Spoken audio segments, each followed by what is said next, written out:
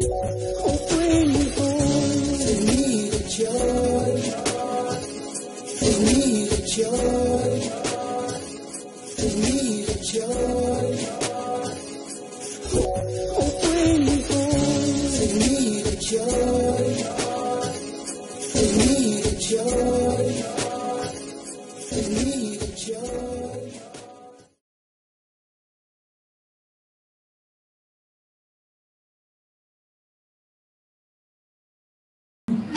Shalom, Yashaya, and everyone else out there. My name is Rawchaa, and I have here with me, as usual, the Ahch, Makaahla, Ahnah, the Meek One. What it do, Hebrew? Rawchaa. The name of today's lesson is part 2 of According to Scriptures, will Jordan be destroyed or just the cities of Jordan? Last week we went into a lot of in-depth scripts explaining that Yashaya would come through and destroy certain cities and areas. They will not be destroyed by man. And we're going to finish up on that. And we have, let's see what section 3 will be on today. The cities will be destroyed, but the wilderness will be safe. And also Jordan is a place of refuge. So before we get started, I want to give all praise, honor, and glory to our Heavenly Father, the Most High, AHAYAH, AHAYAH, Bahashim Yashaya, Wawa Kadash, in correlation with 1 Corinthians chapter 11, verses 4 through 6. We ask that all women please have your heads covered and all men have your heads uncovered. Today we're going to go into, we have a couple current events we can go into before we start the lesson. Also, we want to remind people that's trying to come out of Babylon and get into the zone within the Most High's borders, where he said that he will protect you. Any American citizen has the opportunity to get a 5-year visa from the Jordanian embassy in America. All you have to do is apply, and your visa will be returned to you within 5 business days. And that's a blessing to the children of Israel, because it's been such a headache coming over here and trying to renew visas. You know, you get a month. You first come into the airport, then you have to go to the police station. And they were supposed to give you, or they used to give you, I think, 6 months, if I'm not mistaken. Now, you'd be lucky to get 2. You know what I mean? So you have to keep. And then after that, they want you to leave the country, come back in, and start that whole process all over again. But praise AHAYAH that there's an easier, smoother, better way for us Hebrews. All you have to do is apply to the Jordanian embassy, send your passport in, and they will stamp it with a 5-year visa for a small fee. And also, the initial fee has been dropped, it's been reduced. So that's even more of a blessing.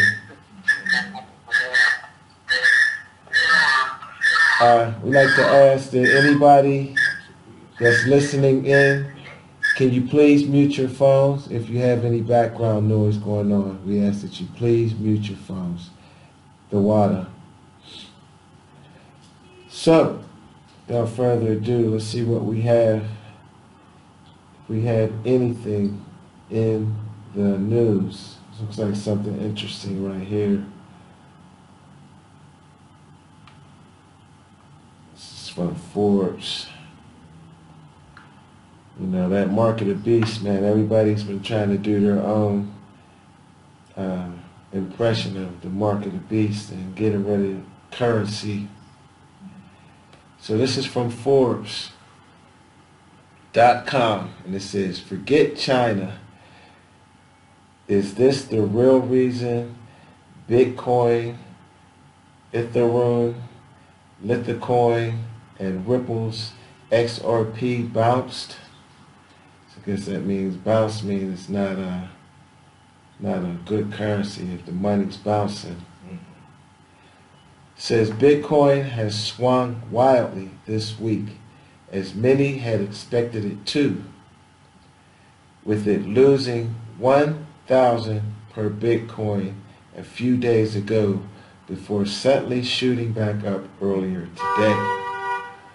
The Bitcoin price is now at a $9,000 per Bitcoin after dropping to lows of almost 7,000 on Thursday and heading fast towards the psychological 10,000 mark, according to the latest prices from Luxembourg-based exchange Bitstamp. Elsewhere, other major cryptocurrencies, Ethereum,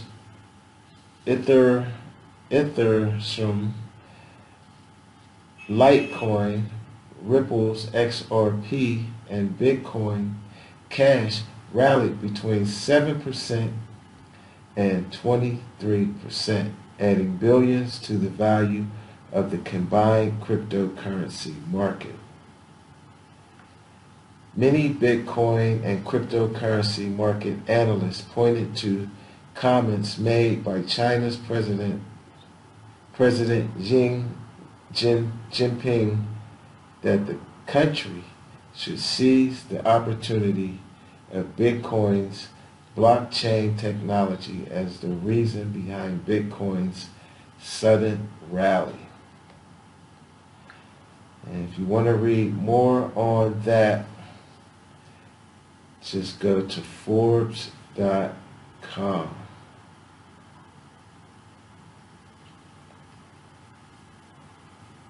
See what else we have.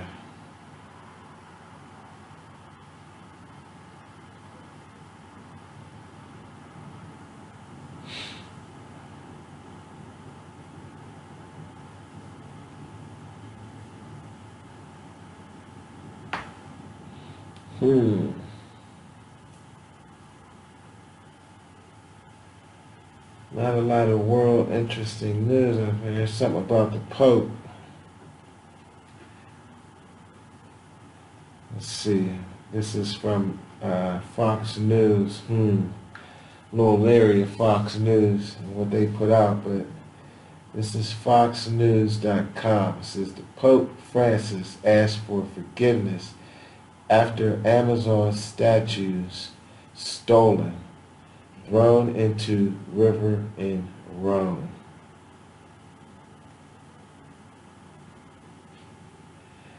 Pope Francis asked Amazonian bishops and tribal leaders for forgiveness Friday after indigenous statues were stolen from the Vatican area church and thrown into a nearby river. One indigenous statues. The wood-carved figures of naked pregnant women known as Pachamama were brought to the Vatican to be displayed during the Pope's 3-week assembly of Amazonian clergy called a synod. The Pope insisted there was no intention of idolatry. You kidding me? That's all they got is idols all through the Vatican, which undercut conservative claims that the statues are symbols of pagan worship. Hey, somebody's on to something with that one. Above all, this happened in Rome, and as the bishop of the diocese, I ask forgiveness of the people who were offended by this gesture, Francis told the synod Hall. And they got nothing but idols all through the Vatican. And that should be like a red flag. Yeah, big red flag. Somebody with some sense probably threw them in the river. Says the Vatican has said the statues are symbols of life, fertility, and Mother Earth. What does that remind you of? A symbol of life, fertility. That's what that Easter got started over. Who was the fertility? What was her name? Ishtar? Yeah, Ishtar. Exactly. That's exactly what brings to my mind. The wooden figures were found unharmed in the Tiber River this week.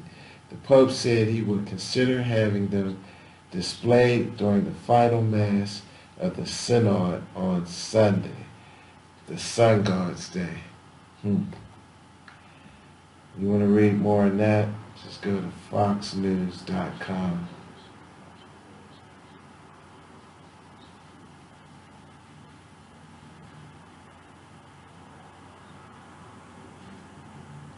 Look at that. It's supposed to be Angelina Jolie. She looking crazy. That's really her, or it's got a mask? I'm sure it's got some makeup with it. But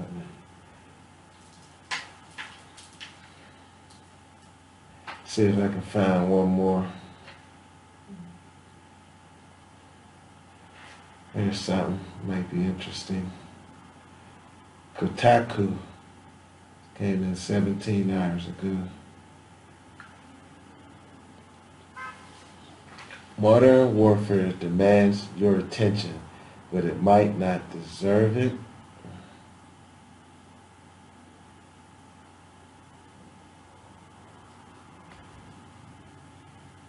Let me skip that.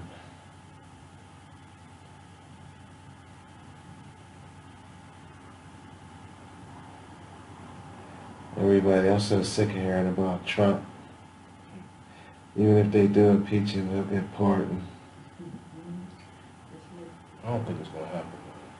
I mean, they'll carry it out just because, I mean, he do whatever, he's been just doing so many crimes against the Constitution that they just feel that they got to do something, but ain't nothing going to happen to him in the long run. Here, we'll use this as the last one. This is from NBCnews.com. Rudy Giuliani, Butt Dow's NBC reporter, heard discussing need for cash and trashing Biden's. And we all know they all Satanists. You know what I mean? Biden, he known pedophile, but they all are, they all got a dibble and dabble to be put on in that arena. So it says the problem is we need some money, Giuliani says to an unidentified man during an accidental call to NBC News writer. Late in the night, October 16th, Rudy Giuliani made a phone call to this reporter. What's he doing with a reporter's number that close, where he can butt down him anyway? The fact that Giuliani was reaching out wasn't remarkable, it wasn't. He and the reporter had spoken earlier that evening for a story about his ties to a fringe Iranian opposition group. But this call, it would soon become clear, wasn't a typical case of a source following up with a reporter. The call came in at 11:07 p.m. and went into voicemail. The reporter was asleep. The next morning, a message exactly 3 minutes long was sitting in the reporter's voicemail. In the recording, the words tumbling out of Giuliani's mouth were not directed at the reporter. He was speaking to someone else, someone in the same room. Giuliani can be heard discussing overseas dealings and lamenting the need for cash though it's difficult to discern the full context of the conversation. Whatever. The call appeared to be one of the most unfortunate of faux pas, what is known in casual parlance as a butt dial, and it wasn't the first time it had happened. You know, Giuliani says at the start of the recording, Charles would have a hard time with a fraud case because he didn't do any due diligence. It wasn't clear who Charles is or who may have been implicated in the fraud. In fact, much of the message, first minute, is difficult to comprehend, in part because the voice of the other man in the conversation is muffled and barely intelligent. That's enough of that. I'm sure you guys could care less about reading more on that one.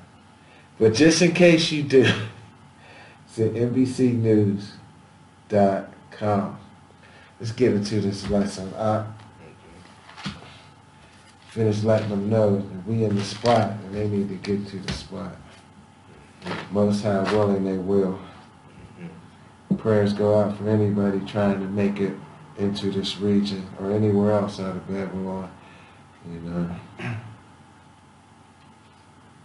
So we're in section 3. The cities will be destroyed, but the wilderness will be safe. Let me get my book here. Okay, yeah. Salakia and Thawada to you. We're going to hit the Shema before we get started.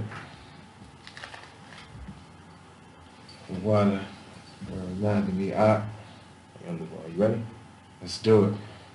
Shema Yashaya AHAYAH AHAYAH Nawa AHAYAH Ahch.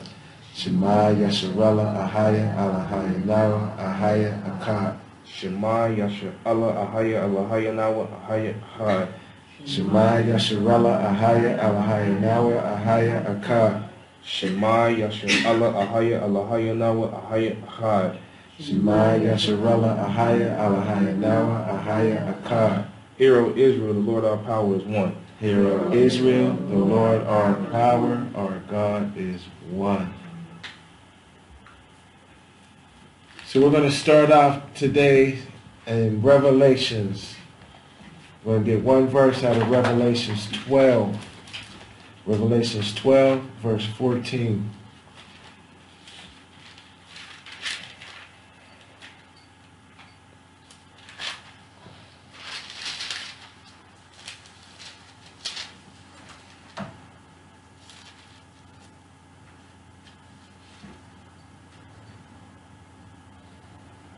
Name of today's lesson is part 2. According to the scriptures, will Jordan be destroyed or just the cities of Jordan?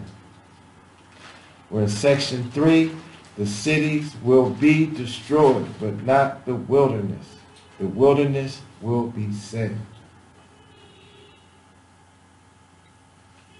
Book of Revelations, chapter 12, verse 14. Revelation chapter 12, verse 14. And to the woman were given 2 wings of a great eagle, that she might fly into the wilderness, into a place where she is nourished for a time and times and half a time from the face of the serpent. From the face of the serpent, from the calamity taking place everywhere else. Let's go to Jeremiah 48.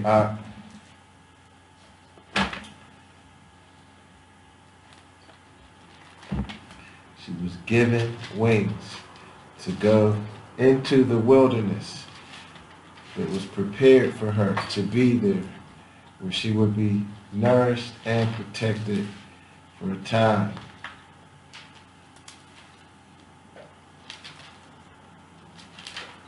The woman is who? The nation of Israel. The nation, absolutely. So everybody know that woman, that nation undesired, Israel, the true Hebrews. Sons of Yaqub, Jacob. That's who they talking about. We're in the book of Jeremiah, chapter 48. We're going to hit verses 6 through 15. And we'll skip down to verse 28. Jeremiah chapter 48, verse 6. Flee, save your lives, and be like the heath in the wilderness. For because thou hast trusted in thy works and in thy treasures, thou shalt also be taken. And Chemosh shall go forth into captivity with his priests and his princes together. Verse 8. And the spoiler shall come upon every city, and no city shall escape. The valley also shall perish, and the plain shall be destroyed, as the Most High has spoken. Read that again, Ahch. Verse 8. And the spoilers shall come upon every city, and no city shall escape. The valley also shall perish, and the plain shall be destroyed, as the Most High has spoken. Every city, couple cities. Every city. No city shall escape. The valley also shall perish, and the plain shall be destroyed. Verse 9. Give wings unto Moab, that it may flee and get away, for the cities thereof shall be desolate, without any to dwell therein. Give wings to Moab, because the plains of Moab shall be destroyed. Verse 10. They may flee, Ahch, Go ahead. and get away, for the cities thereof shall be desolate, without any to dwell in it. That's precept of what we just read out of Revelations. How we were given wings to flee into the wilderness. Into a place prepared. A place already prepared. Verse 10. Cursed be he that doeth the work of the Most High deceitfully, and cursed be he that keepeth back his sword from blood. Right. Cursed be he that doeth the work of the Lord deceitfully, and cursed be he that keepeth back his sword from blood. Verse 11. Moab has been at ease from his youth, and he hath settled on his leaves, and have not been empty from vessel to vessel, neither have he gone into captivity. Therefore his taste remained in him, and his scent is not changed. Therefore, behold, the days come, saith the Most High, that I will send unto him wanderers, that shall cause him to wander, and shall empty his vessels and break their bottles. Right. Verse 13. And Moab shall be ashamed of Chemosh, as the house of Israel was ashamed of Bethel, their confidence. Right, because we know who Chemosh or Shemos or whatever you want to say, it's nothing but an idol, a God they was worshiping. Con? You know what I mean? So it says Moab shall be ashamed of the God they was worshiping. Chemosh. And the house of Israel, as the house of Israel, was ashamed of Bethel, their confidence. And he said he's going to send unto Moab some wanderers, that they shall cause him to wander, and shall empty his vessels and break their bottles. Verse 14. How say ye, we are mighty and strong men for the war? Moab is spoiled and gone up out of her cities, and his chosen young men are gone down to the slaughter, saith the King, whose name is the Lord of hosts. Mm-hmm. Jump down to 28. Okay, yeah, let's jump down to verse 28. Verse 28. O ye that dwell in Moab, leave the cities and dwell in the rock, and be like the dove that maketh her nest in the sides of the host's mouth. Right, gotta read that one more time, Ahch. Verse 28. O ye that dwell in Moab, leave the cities and dwell in the rock, and be like the dove that maketh her nest in the sides of the host's mouth. Yeah, Because we already know we're going to be hiding out in the mountains, in the rocks, in the caves. You know what I mean? This is just a little holding place for us right now. You know what I mean? Gather us. A place of preparation. Right. Until we take that next step into the wilderness, into the mountains. Yeah, my dad-in-law used to always say, you know, Jordan is not the wilderness, it's a place to prepare until we get to the Absolutely. wilderness. This is a step away from Babylon to get your mind right, get your spirit together, and get your act together so that you can take the next step. Because you try to leave Babylon and go straight to the wilderness, it ain't gonna be nothing but a major culture shock. You know, it's going to be just like the children of Israel leaving Egypt, going right into the wilderness. They couldn't take it. They couldn't do it. They couldn't handle that, you know, that shift. Yeah, that shift was incredible. All they did was kept lusting for the things they had in captivity. Man, we had beds. We had houses. We had meat. We had this. We had that. Man, it was a big shock. It's taking us in stages, Ahch. If you keep trying to hold on to the things of the past, it's going to be that same shock when you get from here to there. Just like our ancestors had. So, do we need we don't need the Strongs yet, do we? No, we don't have to go into the Strongs because, you know, the next verse brings it directly out, so we got to go into the Strongs, right? Okay, we ain't ready for Salah yet. Okay, where we at? Judges chapter 6, verse 2. That's Right. the precept for it. Okay, we're going to get a little precept out of Judges. Okay, right. It's the precept for what we just read. Judges 6 and 2.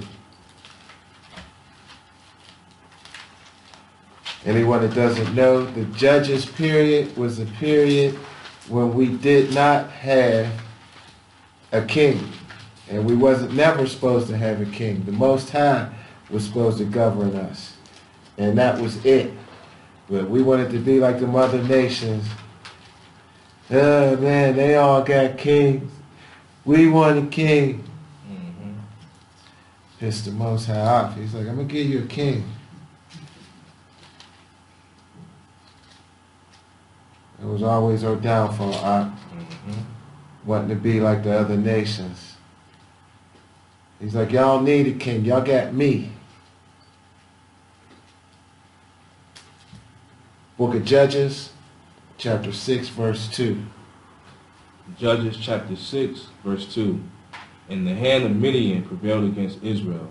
And because of the Midianites, the children of Israel made them the dens which are in the mountains and caves and strongholds. Yeah, and you know what? It's something because you can still see those holes and stuff in the caves. People still living in them up there. Yeah, That's, I mean, the Bedouins. Yeah, the Bedouins is out there, man, and it's amazing to see how there's so many like caves, holes where, and it's so funny because some people even got duplexes straight up in the mountains, man. They got this top level, they out there chilling, and then they got a bottom level, man. It's funny how the caves is already waiting for us like that. Right. Something you got to see, Ahch. So we ain't ready for nothing yet. We ain't ready for Strongs yet. We go to Isaiah 16:1. That's the next precept. Okay, let's get another precept in Isaiah chapter 16. I'm going to start with the first verse and end on the fourth.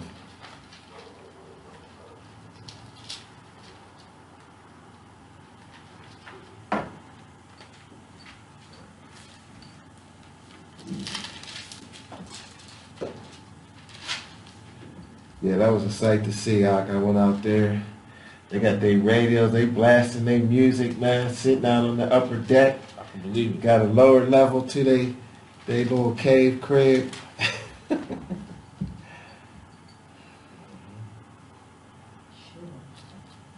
Chilling.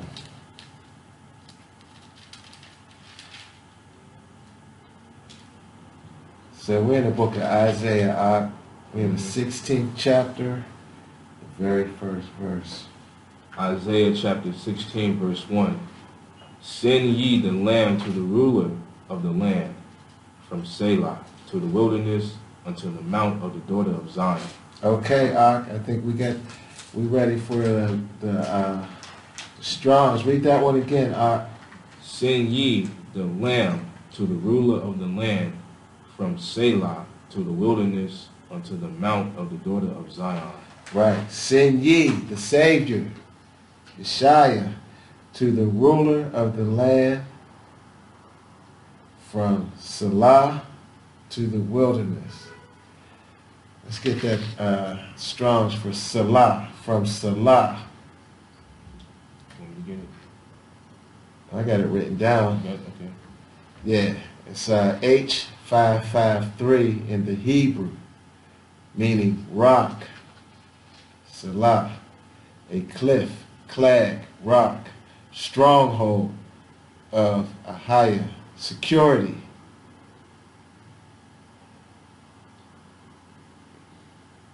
Literally or figuratively, a fortress, a fortification, castle, or fortified city. A defender. They need to say a place in Petra. Well, we know that's what rock means. Petra means rock. I'm pretty sure it does. It should say place in Petra.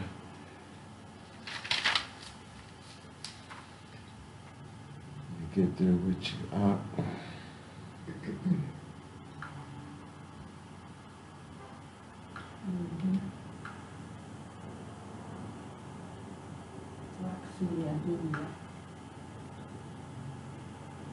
So we can know exactly where this is talking about. We at Isaiah. You got it out? Mm-hmm. Isaiah 16 and 2.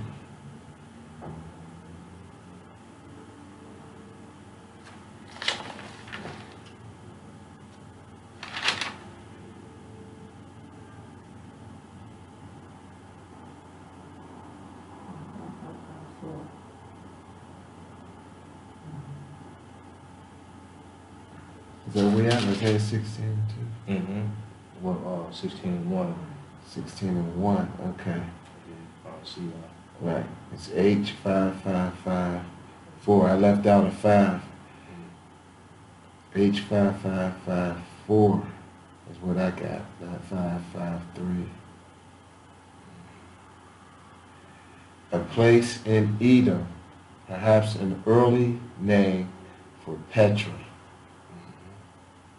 The same as 5553. So it's the same. Yeah. The rock city of Idumea. Rock, Selah. Petra. An early name for Petra. So we know Petra's like 3 hours away from here. That's definitely, it's nothing but rocked up, man. They named that the right place. Nothing but mountains and rocks.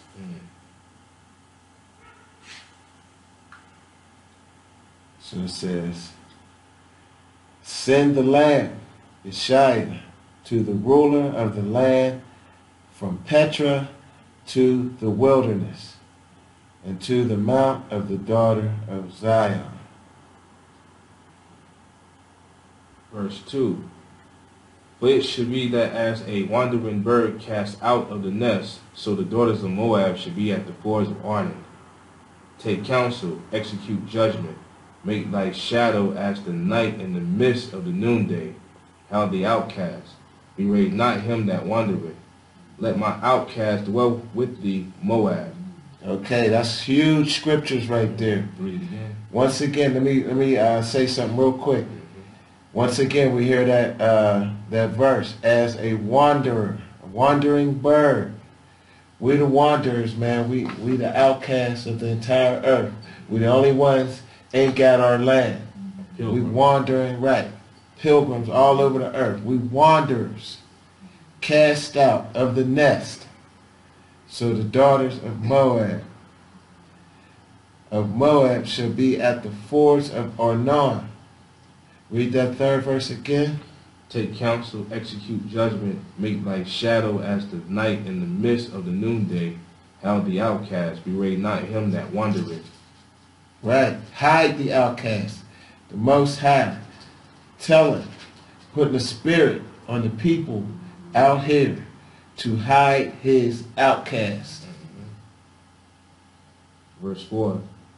Let my outcast dwell with thee, Moab. Be thou a covert to them from the face of the spoiler, for the extortioner is at an end. The spoiler ceaseth, the oppressors are consumed out of the land. Right. Once again, the wanderers, the outcasts. We've been hearing it all through this lesson. The children of Israel who are fleeing these heathen Gentile nations to come into the Most High's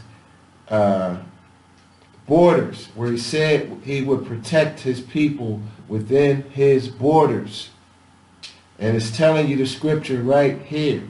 He's commanding the people of Moab to hide his outcasts from the extortioner and the spoiler.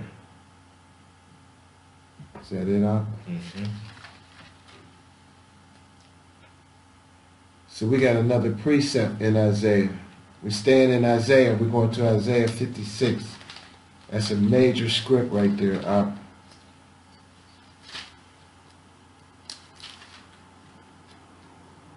I don't think there's anything need to be broken down in that last script. I mean, as far as in the Strongs, because it's pretty much self-explanatory. But we're going to go into, real quick, where it says, of the spoiler. That's in the Hebrew, that's H7703. Where it says, hide them from the face of the spoiler. The spoiler is H7703. To deal violently with, despoil, devastate, ruin, destroy, spoil, violently destroy, devastate, devastator, despoiler, to be utterly ruined, to assault, to devastate, to be devastated, to violently destroy. So I think you guys get the message. They are to hide us from all the calamity that's about to take place. The extortioner in the Hebrew is H4160. And the phonetic is moots. Squiller, extortioner, oppressor. Oppressor. The oppressor. Hide his people from the oppressors. It says a primitive root to press, that is figuratively to oppress. The extortioner. The oppressor. So hide us from the devastator, the oppressor. Okay, so we're in the book of Isaiah, chapter 56. I don't know how I got so far off page. Isaiah 56 and 8.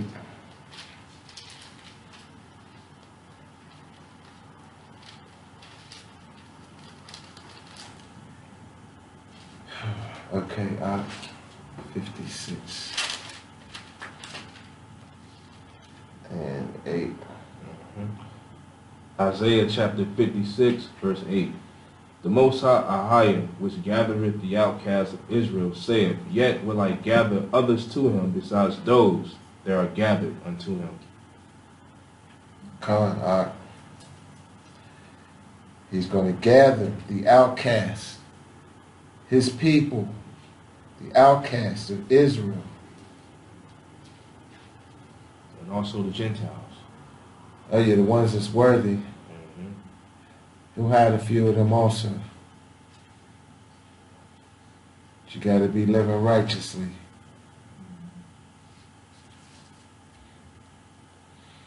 Okay, so that's going to take us, we're still in Isaiah. We're going to Isaiah 35.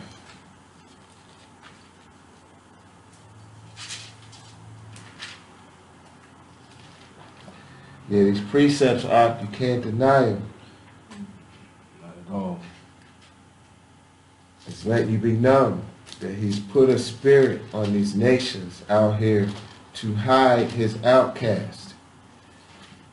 When it all breaks down, we're going to be right down there in Petra, in that area, in the mountains, with them Bedouins get under a cloak, under a veil being hidden. And they're dark people too, People of color. Yeah, they got our color.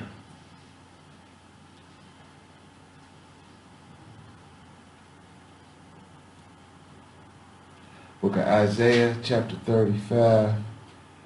We'll hit verses 1 through 6. Isaiah chapter 35, verse 1. The wilderness and the solitary place should be glad for them, and the desert shall rejoice and blossom as the rose. Ooh, I'm getting excited. Read that again. The wilderness and the solitary place shall be glad for them, and the desert shall rejoice and blossom as the rose. Right, the wilderness in bold letters. If you read your scriptures, I know mine is in bold, all capital letters. The wilderness and the solitary place shall be glad to see us, and the desert shall rejoice and blossom as a rose. It's supposed to be an oasis in the desert, right? It's going to make the desert an oasis. Ain't that a script? If I'm not mistaken. We coming to that. Oh, okay. I thought I heard that script before. Okay, I don't want to spoil it. Verse 2. It should blossom abundantly and rejoice, even with joy and singing. The glory of Lebanon should be given unto it. The excellency of Carmel and Sharon, they shall see the glory of the Most High and the excellency of our power. Strengthen ye the weak hands and confirm the feeble knees. Right, strengthen ye the weak hands and confirm the feeble knees. You got feeble knees, you're scared to move, You're scared to make a move. You know what I mean? Got to confirm them feeble knees and strengthen the weak hands, because you know what I mean? Your hands is, wherever you lay your hands on, that's, what you're working on. So you got to get your mind right, get your body in gear, and get your body in motion to receive what this scripture is talking about. Because if you sit stuck, stagnant in these Gentile nations, you're going to be destroyed with these Gentiles. Period. It's like the devastation ain't going to smack all of them and go around you. You got to leave. You got to flee. The wilderness is going to be glad to see you when you get there. And it's going to be pleasant to us. He's going to work it out for us. We just got to get there in the right spirit.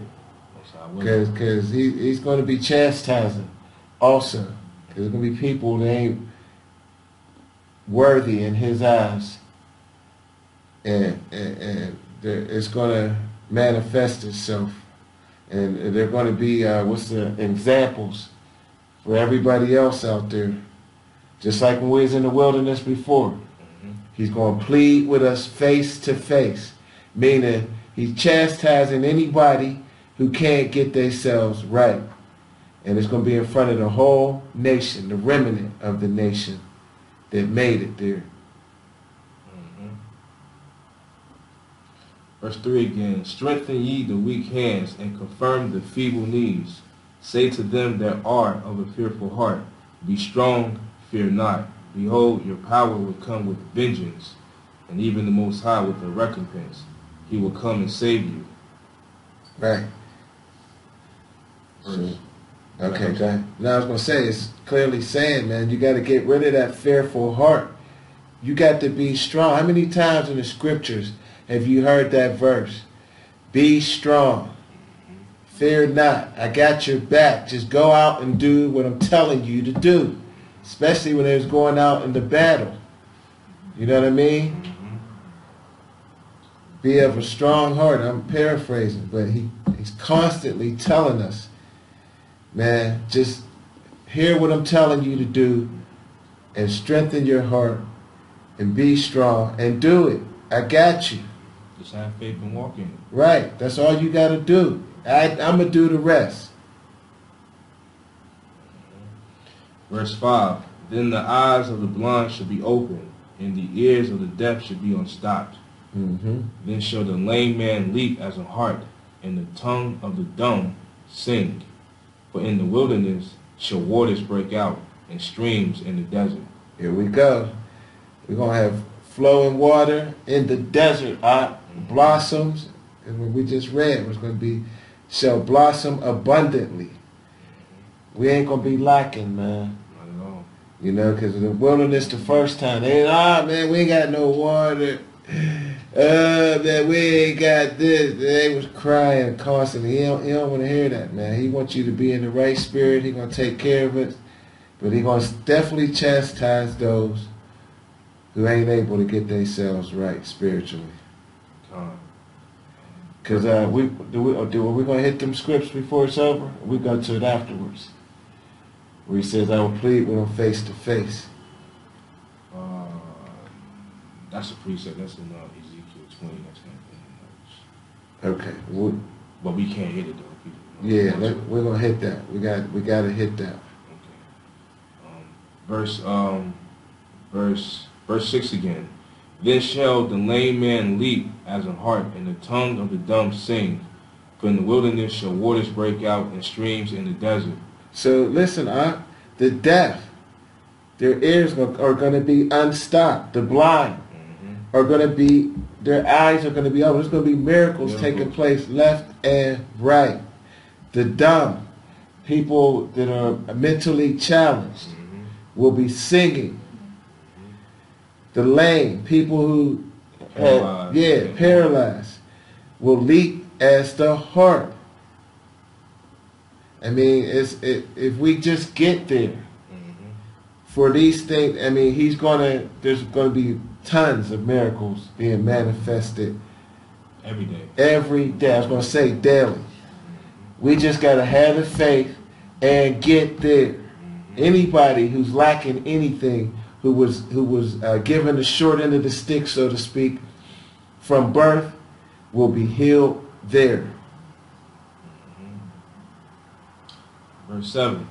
And the parched ground shall become a pool, and the thirsty land springs of water, and the habitation of dragons, where each lay, should be grass with reeds and rushes. Verse 8. And a highway should be there in the way, and it should be called the way of holiness.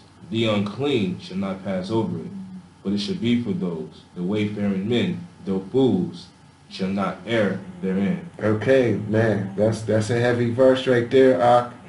Read that one again. Verse 8. Verse 8. And an highway should be there in a way, and it should be called the way of holiness. The unclean shall not pass over it. The who? The unclean shall not pass over it. But it shall be for those, the wayfaring men, though fools, shall not err therein. Right. It's like the rebels. That's the rebels. Yeah, that's exactly what that is. A fool. You got the nerve to make it this far, and you still with that rebellious spirit. You're a fool. Is that it on that, huh? Yeah, you want to go to Ezekiel, right? Yeah, let's go to Ezekiel. We got the precept I was talking about, where he's going to purge out the rebels, and he's going to plead with us face to face. That don't mean he's going to be like, oh, please, y'all, get it together. No. He's going to make examples out of anybody who ain't doing these scripts, ain't doing these laws, statutes, and commandments, because grace time has run out. We under grace now. We have the grace to work on ourselves and get ourselves right for this experience that's about to take place. But once you get to the wilderness, grace period has ran out. Your grace time is over. If you ain't got your act together by then, it's too late. It's too late to start working on yourself then. Ezekiel chapter 20. So we're going to Ezekiel chapter 20. 33. What verse? Verse 33 through 38. We're going to hit verses 33 through 38. This is going to clearly explain that grace time is over once we get there. If you ain't got your act together by then, you're going to be made an example of. Ezekiel 20. Verse 33 to 38. Ezekiel 20, verse 33 through 38. Ezekiel chapter 20, verse 33. As I live, said the Most High, AHAYAH, surely with a mighty hand and with a stretched out arm and with fury poured out will I rule over you. Yes, he's not going to be playing. With a mighty hand and with a stretched out arm and with fury poured out will I rule over you.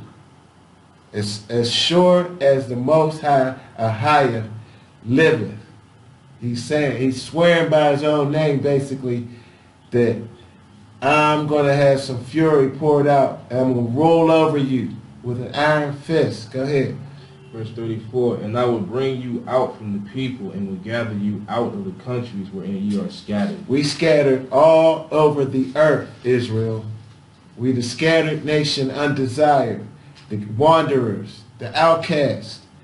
He's going to bring us out from the people and will gather us out of the countries wherein we were scattered. Throughout slavery, we got scattered over the whole entire earth. The end of verse 34, with a mighty hand and with a stretched out arm and with fury poured out. Yeah, and you know what? That brings to mind all these disasters happening where our people are in these islands, where it says every island will be moved out of this place. He's bringing us out of these places with a mighty hand and a stretched out arm and with fury poured out. These natural disasters, these hurricanes, knocking, I mean, it's like forcing them to leave. I mean, anybody that still would stay after the way, you know, he's already, judgment has already started on the earth. It's already in place. It's already underway. And he's saying, get out of the way. Yeah. Get out and get to the borders where you're going to be safe. I'm doing it with a mighty hand and a stretched out arm and with fury poured out. You're either going to listen or you're going to be stubborn and stay where you at and get what's coming to everybody else. Verse 35, and I will bring you into the wilderness of the people. Where? Into the wilderness of the people, and there will I plead with you face to face. Right, and like I said, that pleading ain't going to be no begging. It ain't going to be about begging. It's going to be about, I told you to get with these laws, statutes, and commandments. You couldn't do it, just like you said, just like, okay, go ahead, finish, because I don't want to get ahead of you. Verse 36, like as I pleaded with your fathers in the wilderness of the land of Egypt, so will I plead with you, saith the Most High AHAYAH. Right, just like he did our forefathers when they left out of Egypt and they was in the wilderness, the same wilderness as we're going back to, he pleaded with them, and I'm going to tell you this, that nobody over the age of 20 made it from Egypt into the land, into the promised land, because they couldn't adjust. It's as simple as that. They couldn't get their act together. They couldn't go from bondage and being spoiled in Egypt, having all the stuff they had, all their luxuries, to being in the wilderness, listening to the Most High, and living in tents, dwelling in tents, and just, you know, being in that lifestyle. They couldn't do it. He killed them all, basically. He killed every last one of them. He said, you're not making it. That's the only reason why they wandered 40 years, huh? They were supposed to go straight from Egypt, right over into the promised land. But it was too many rebels. Before Moses could even come down from the mountain with the Ten Commandments, they already built idols and reveling and probably, you know, doing all type of perverted sexual stuff, everything, man, building calves out of gold. I mean, like, and they had just saw all the miracles. Indeed. They had just saw Pharaoh's army get swallowed up in the Red Sea. All the power that the Most High had taken them out of Egypt. You know what I mean? And they still couldn't get themselves together. That's how he says we're stiff-necked people. Like, we're the most stiff-necked, meaning stubborn, and you could say stupid people on the planet. Because if you see things like that and you still can't get yourself together, what else is there to call you, Ahch? A rebel. It also shows how gracious and how merciful the Most High is too, because he could have simply wiped out the Israelites just like that after doing all those miracles for them, and then they come and, you know. Oh, he wanted to. Yeah, he wanted to. If it wasn't for Moses pleading for us, he's like, man, I'm gonna kill them all. Like, I'm sick of them. Like, I'll start over with you, Moses. Moses was like, please don't do that. What's the, you know, all these other nations are gonna say you just brought us out here into the wilderness to kill us. Don't do that, please. Like, have mercy. He's like, you're long suffering, you're this, you're that, please don't do that. Because he was like, I'm sick of these stiff-necked mugs. I'm gonna destroy them all, and I'm gonna start over with you, Moses. But he begged and pleaded. He didn't even get it. He wasn't even allowed to go over.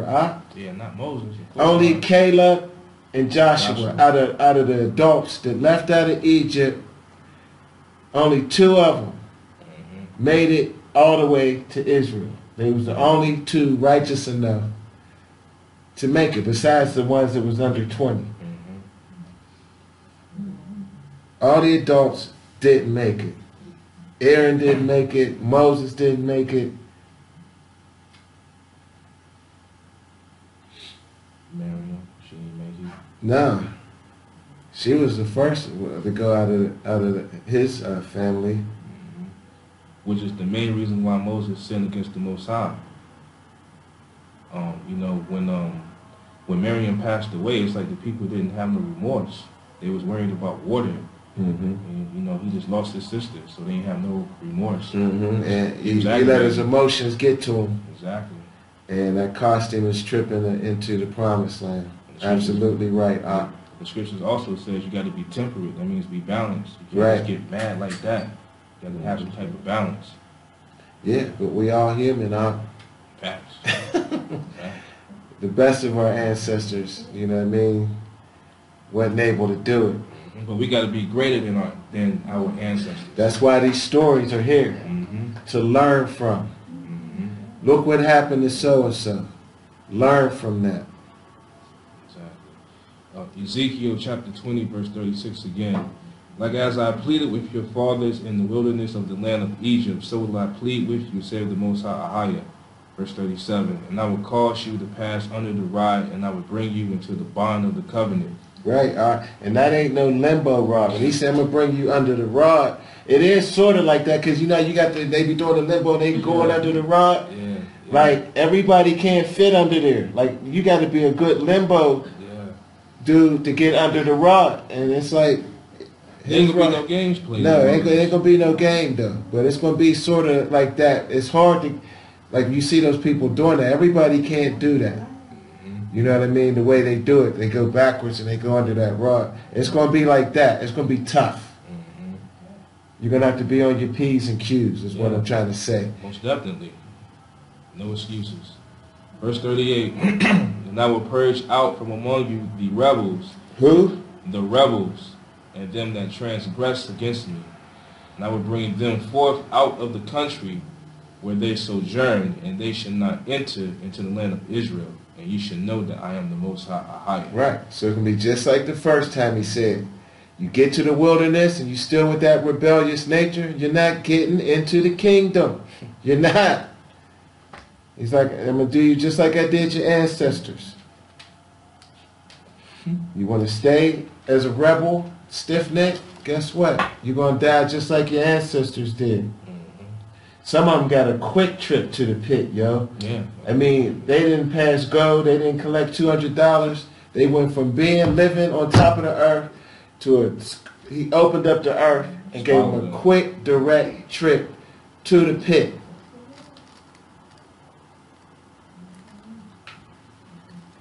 Thanks for getting that, Ahch. Okay, where we at? We still in Isaiah, right? We in Isaiah 41. Yeah, I needed to bring that out, Ahch, man, because they got to know, man. Now is the time to get with these laws, statutes, and commandments, and that's your protection. Yeah, that's your sign. That's your seal between you and the Most High. Doing these laws, statutes, and commandments in these holy days. Because people think all this stuff we ain't going to be doing this in the kingdom. We are. And every other Gentile nation that makes it going to have to do the same thing. They have to. They got to come up to us, bow at our feet, and do these holy days. They're going to be doing the Feast of Tabernacles in Jerusalem. Yeah, in Jerusalem after we're in the kingdom. We're going to get that script too. You know what I said? If I ain't mistaken, it's in Joel. Is it? Okay, I was thinking... it might be Zechariah. Yeah, I think it's Zechariah. I'm not mistaken.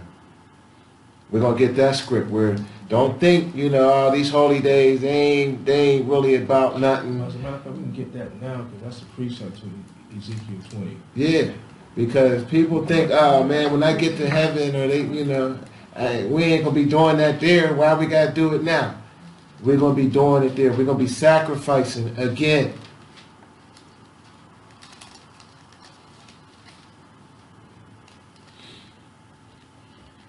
It's Zechariah chapter 14, verses 16. Let's go to Zechariah chapter 14. That's one of the last books in the Old Testament. Zechariah chapter 14. Verse 16 through 19. Verses 16 through 19. This ain't no joke. That's why now is the time to prepare. It won't be as big of a shock when you're in the wilderness living in tents if you've been doing this during the Feast of Tabernacles every day. Yeah, you actually look forward to it. You know what I mean? It's crazy because the first year I was dreading it like, oh my goodness, you kidding me? I got to be in a tent, outside, in the hood. You know what I mean? People going to be laughing at me, this and that. Man, the first year I did it, nobody even really paid me attention for the most part. I didn't get the fanfare that I thought I was, or the negativity that I thought I was. And now I look forward to it. It's like it's coming up, y'all. It's time to do this thing, and it's fun. Yeah, it is. I did mine this year. Very fun. You actually start looking forward to it. So we're in the book of Zechariah, chapter 14. What verse? 16. Starting at the 16th verse. Zechariah chapter 14, verse 16. And it should come to pass that everyone that is left of all the nations. Everyone that is left of all the nations. This is after the destruction, Christ came, and we in the kingdom of heaven, kingdom brought down on earth. Which came against Jerusalem shall even go up from year to year to worship the King, the Lord of hosts. And we know who that is. And to keep the Feast of Tabernacles. Verse 17. Keep the Feast of Tabernacles, dwelling in booths or tents. Verse 17. And it should be that whoso will not come up of all the families of the earth unto Jerusalem to worship the King, the Lord of hosts, even upon them should be no rain. There's going to be no rain on their land, which means they ain't going to have no crops, and they're going to be in hardship. Verse 18. And if the family of Egypt go not up and come not that have no rain, there should be the plague wherewith the Most High will smite the heathen that come not up to keep the Feast of Tabernacles. Okay, so these are the heathens, because we're going to be, living swell, incorruptible bodies, and the heathens got to come up and worship at our feet, meaning they got to come up to Jerusalem, Israel, and worship. They have to. If they don't do it, there's going to be no rain, and then the plagues are going to start. And plagues meaning not just like there's going to be sicknesses and things of that nature. When they say plagues, that's what they're referring to. Like people are going to start dying. Because they got to come up to us anyway just to be able to live, to drink the water. If they don't come up and drink that water, then they're going to perish anyway. Verse 19, this shall be the punishment of Egypt and the punishment of all nations that come not up to keep the Feast of Tabernacles. That's it. Con. So this thing is serious, y'all.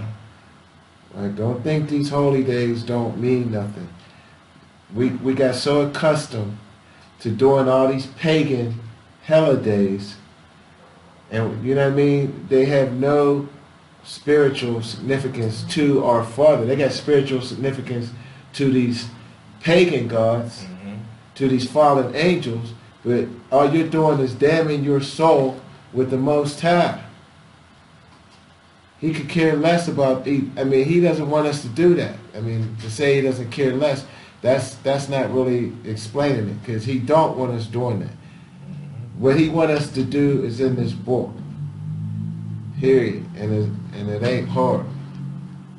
So where we at? We back in Isaiah in chapter 41, verse 17. Okay, chapter 41, Isaiah chapter 41, verse 17 through 20.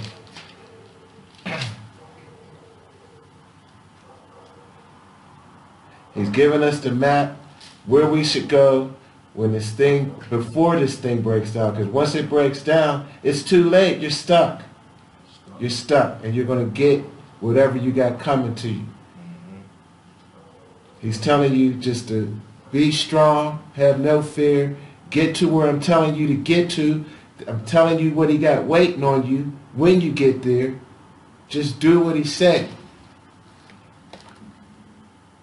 We're in the book of Isaiah, chapter 41, starting at the 17th verse. Isaiah chapter 41, verse 17. When the poor and needy seek water, and there is none, and their tongue faileth for thirst, I, the Most High, AHAYAH, will hear them. I, the power of Israel, AHAYAH, will not forsake them. I will open rivers in high places, and fountains in the midst of the valleys. I will make the wilderness a pool of water, and the dry land springs of water. Right. He's letting you know, when the poor and needy seek water, and there is none, and their tongues falleth for thirst, I, the Lord, will hear them. I, the power of Israel, will not forsake them. I will open rivers in high places and fountains in the midst of the valleys, and I will make the wilderness a pool of water. Wouldn't that be something? Like, amazing. Yeah, the desert, wilderness, and now you got a pool of water. You can go swimming, drinking, whatever you want to do. And the dry land springs of water. Verse 19. I will plant in the wilderness the cedar, the shittah tree, and the myrtle, and the oil tree. I will set in the desert the fir tree, and the pine, and the box tree together. Right. That's going to be something to see, Ahch. Exactly, because you don't see trees like that in no desert. No. Or You see a orchard. cactus. That's about it. That's about the only vegetation. And some tumbleweeds, dry tumbleweeds rolling around. Verse 20. That they may see and know and consider and understand together that the hand of the Most High AHAYAH done this, and the Holy One of Israel have created it. Right. Who else? You better give credit to the Most High AHAYAH. Like, who else can do this is what he's saying. You see these things happen, you're going to know for a fact that I was the one responsible. And watch, there's probably going to be still people that's going to be like, that just don't get it. That's it. Oh, okay, cool. So we're still in the book of Isaiah. We're going to go up to chapter 43. And this is another precept, man. I love it.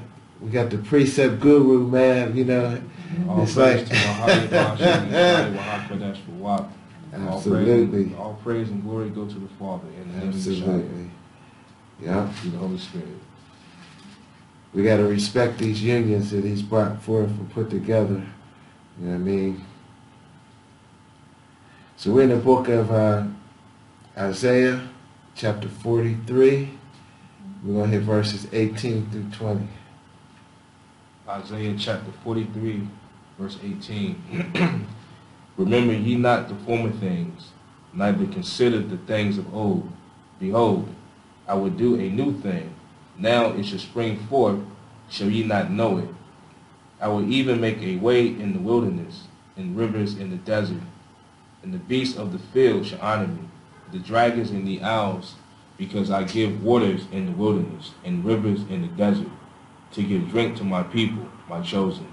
Right.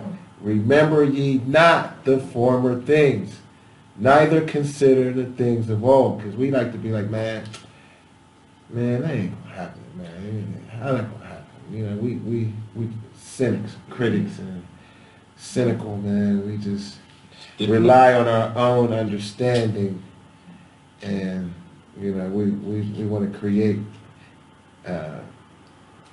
walls in front of us that ain't even there. You know what I mean? We know we give ourselves reasons not to do stuff or not to listen or whatever. You know what I mean? I can't do it, man.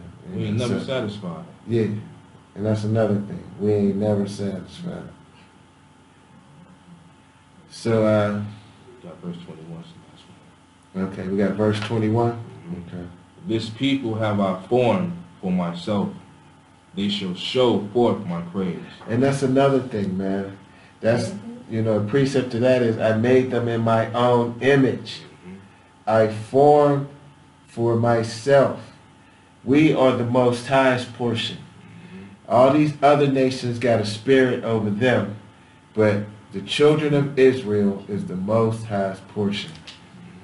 And you want to say, well, why are we doing so bad? Because you know what? Because we don't listen. You know what I mean? It's just like if you had a child and they was hard-headed and didn't listen.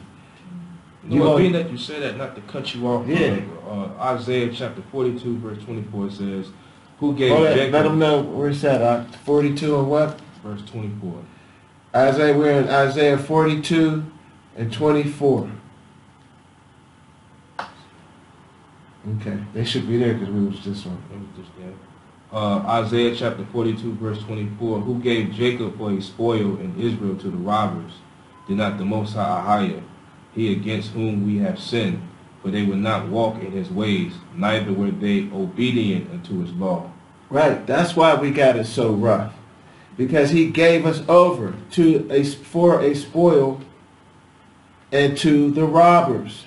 Like, do what y'all want, do what you want with them. I'm sick of them. Like, they don't listen. You know what I mean? For they didn't walk in his ways, meaning we didn't do his commandments. We don't do them. Neither were they obedient to his laws, and would not walk in his ways. We didn't do his holy days, walking in his ways, and we wasn't obedient to his laws, the commandments. So he gave us over to whoever wanted to do whatever they wanted to do to us. Period. You want to get out of that situation, then come back to the law, statutes, and commandments in these holy days. It's as simple as that. That's how easy it is to do. We're looking for that. So where we at? 51 now? We're still in Isaiah. And we got another precept in Isaiah 51. And we're just going to get verse 3 out of there.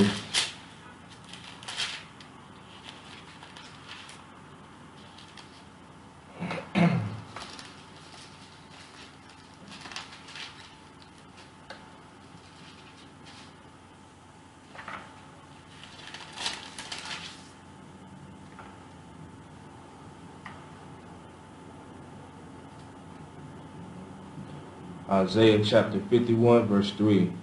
For the Most High, AHAYAH shall comfort Zion. He will comfort all her waste places. He will make her wilderness like Eden, and her desert like the garden of the Most High. Joy and gladness shall be found therein, thanksgiving and the voice of melody. Right. So he didn't say it would be like Edom, like Eden, like the garden of Eden. The Lord shall comfort Zion. That's the children of Israel, his people. He will comfort all her waste places, and he will make her wilderness like the garden of Eden, and her desert like the garden of the Most High. Joy and gladness shall be found there. Thanksgiving and the voice of melody. So any cynical people, they're going to be dealt with. Period. Because he's not going to have that when we get to that place. He's going to purge all those people out until it's just nothing but people in harmony, working this thing together, respecting each other.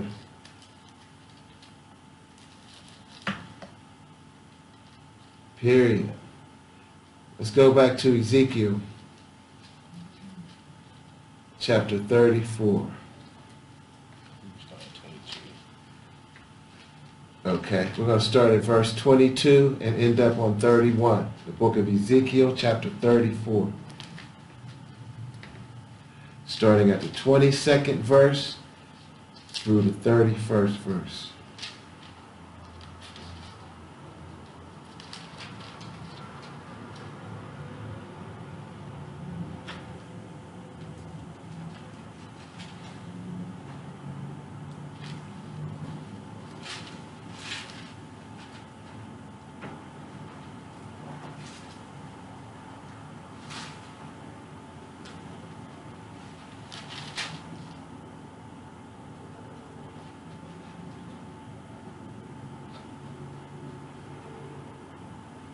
Book of Ezekiel, chapter 34. We're going to start at the 22nd verse.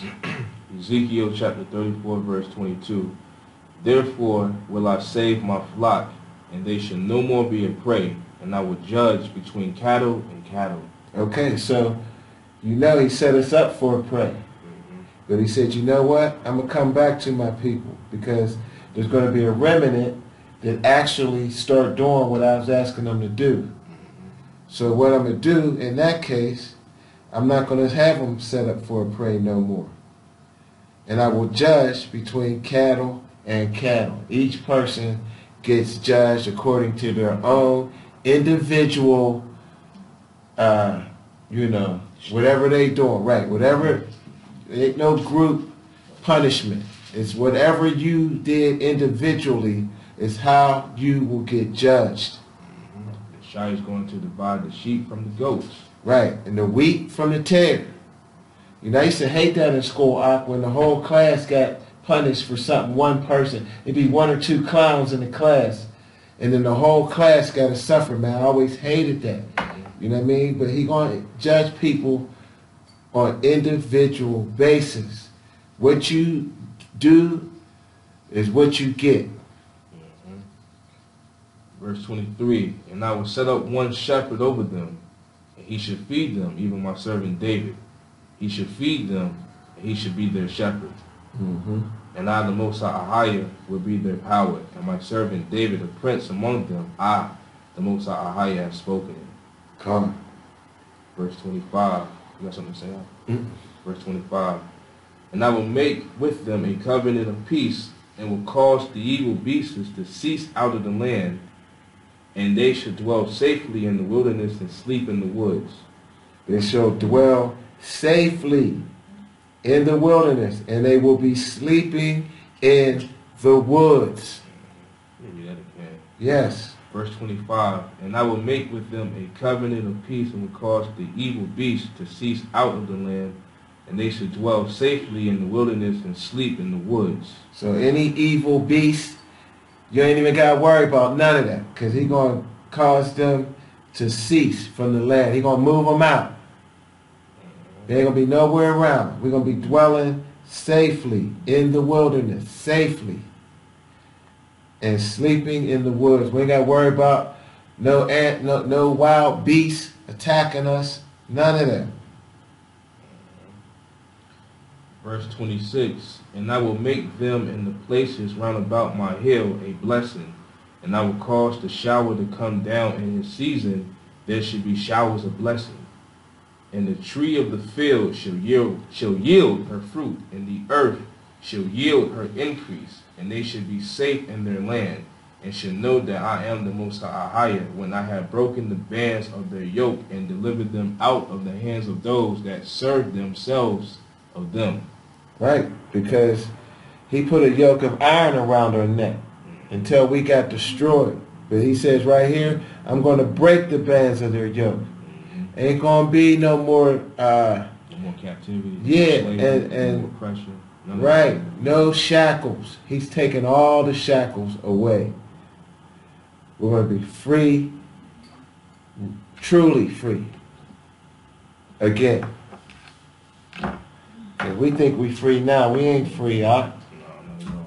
We still in captivity. Verse 28, and they shall no more be a prey to the heathen, neither shall the beasts of the land devour them, but they shall dwell safely, and none shall make them afraid. Right, because I mean, we think we got it going on over there in Babylon, Ahch. They arrest us whenever they want to for doing normal everyday things. You can get shot down, Ahch, and you ain't did nothing but cross the street or something, or you was watering your lawn, or you was I see these stories every day. Just average everyday Hebrews just doing average everyday things, and these Edomites calling the cops on them for nothing, and the end result ends up in beatings, arrests, and deaths. Jacob's trouble. And nobody's held responsible, for the most part. Every now and then, they might chastise, let them go on administrative leave, the cops or whatever. But for the most part, they're getting away with murder, literally. Getting away with murder. And we think we got it so good there. That's the killer. That we really think we got it going on so good there. Verse 29, and I will raise up for them a plant of renown, and they shall be no more consumed with hunger in the land, neither bear the shame of the heathen any more. Thus shall they know that I, the Most High, their power, am with them, and that they, even the house of Israel, are my people, saith the Most High AHAYAH. Even the house of Israel are my people, saith the Most High, our power. Verse 31, and ye my flock, the flock of my pasture, are men, and I am your power, AHAYAH, saith the Most High, AHAYAH. Come. We're going to hit the last section here, Ahch. And we're going to close it out for the day. This last section is Jordan is a safe place of refuge. Because, this is not only for our Hebrews that are asleep. This is for the Hebrews that's awake, Ahch. because they don't realize or think that this place is the place to be. Where these scriptures is constantly, continually bang, bang, bang, smacking you, punching you with bolos right in your face, that this is the spot. We're going to go to Numbers 32. Book of Numbers, chapter 32. We're going to hit verses 32 and 33. I mean, how many times do you got to get hit over the face with pounding you with these scriptures before you realize what they're saying? I mean, you're either going to just deny what you're hearing because you don't want to believe it, or it's going to actually sink in.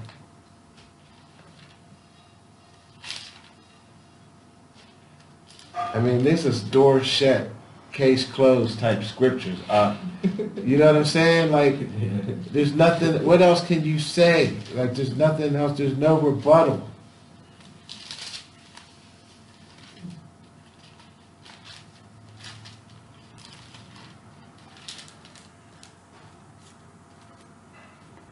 Numbers chapter 32, we're going to hit verses 32 and 33. Book of Numbers, chapter 32, verse 32. We will pass over armed before the Most High AHAYAH into the land of Canaan, that the possession of our inheritance in this side Jordan may be ours. Verse 33. And Moses gave unto them, even to the children of Gad, and to the children of Reuben, and unto half the tribe of Manasseh, the son of Joseph, the kingdom of Sihon, king of the Amorites, and the kingdom of Og, king of Bashan, the land with the cities thereof and the coasts, even the cities of the countries round about.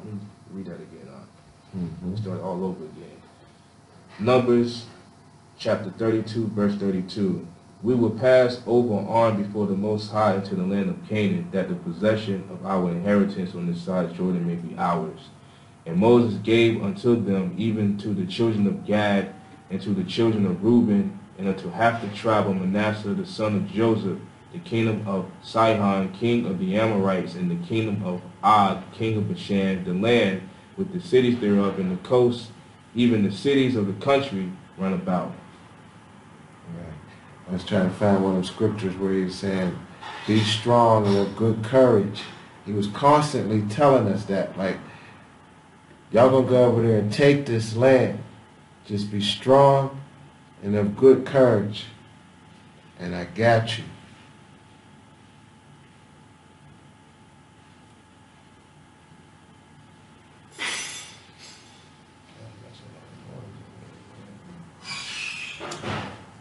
I'm trying to find it. You think you know where it's at? Because I was looking, he was constantly telling us that all you got to do is be strong and of good courage, and I'm going to make the rest of it work out for you. Because when they went over and they searched the land, they came back with an evil report. They didn't have faith that the Most High was going to do what he said he was going to do. They came back, man, there's giants over there, man, and we look like grasshoppers to them, and da-da-da-da-da-da-da-da. We can't do it. And that's why they didn't get over. He's like, you know what? I ain't letting y'all go because you don't have the faith. I told you we got this. And you're going to come back and give an evil report after I already told you that all you got to do is be strong and of good faith and it's going to work out for you?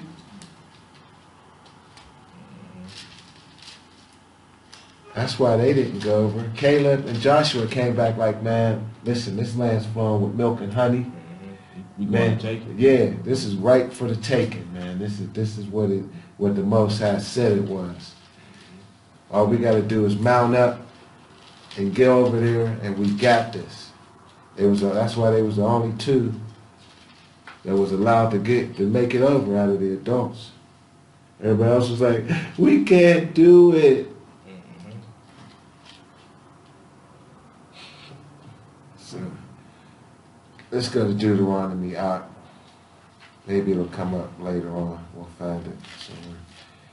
Let's go to Deuteronomy chapter 3, verses 16 through 20. I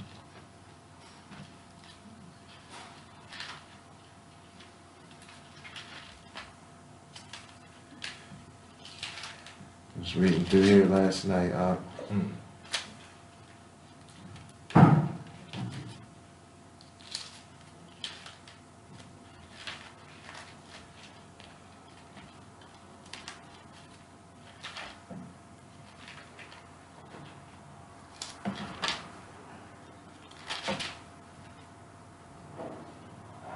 Deuteronomy chapter 3, verse 16. Deuteronomy chapter 3, verse 16. And unto the Reubenites and unto the Gadites I gave from Gilead even unto the river Arnon, half the valley and the border, even unto the river Jabbok, which is the border of the children of Ammon. Verse 17. The plain also in Jordan and the coast thereof from Chinnereth, even unto the sea of the plain, even the salt sea, under Ashdod Pisgah, eastward. That's another name for Mount Nebo. Okay. Matter of fact, we precept that. Deuteronomy 34:1. Deuteronomy 34:1 for precept.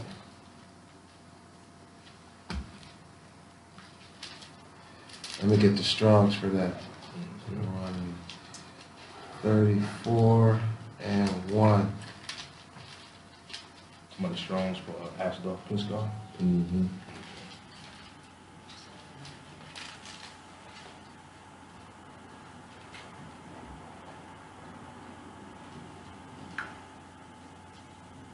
We're in the book of Deuteronomy, chapter 34, verse 1 for a precept. Because it's by and through the Most High's precepts. That's how we get understanding out of this book. People read this book cover to cover several times, and they're like, I can't understand it. I don't know what it's saying. You know why? Because you wasn't meant to understand it. It ain't your book. And you ain't living right. But it's through these precepts. It's how you get understanding. And a precept is when you read something one place, and then there's somewhere else in the Bible to back up what you just read. If you can't find precepts to what you're reading, or the way you're understanding it, then you're reading this book wrong. Your understanding of it is incorrect. Deuteronomy chapter 34, verse 1. And Moses went up from the plains of Moab unto the mountain of Nebo, to the top of Pisgah, that is over against Jericho. And the Most High showed him all the land of Gilead unto Dan. I could keep going to 5. And all, verse 2, and all Naphtali in the land of Ephraim and Manasseh, and all the land of Judah unto the utmost sea, and the south, and the plain of the valley of Jericho, the city of palm trees, unto Zor. And the Most High said unto him, This is the land which I swear unto Abraham, unto Isaac, and unto Jacob, saying, I will give it unto thy seed. I have caused thee to see it with thine eyes, but thou shalt not go over thither. So Moses, the servant of the Most High, died there in the land of Moab, according to the word of the Most High. You know he begged and pleaded. After seeing all the land, Yeah, like, please let me go over. Please, Father. So where were we at in Deuteronomy? We in Deuteronomy chapter 3, verse 17. He was going to look up the word in the Strongs for Ashdod Pisgah, which is the real Mount Nebo.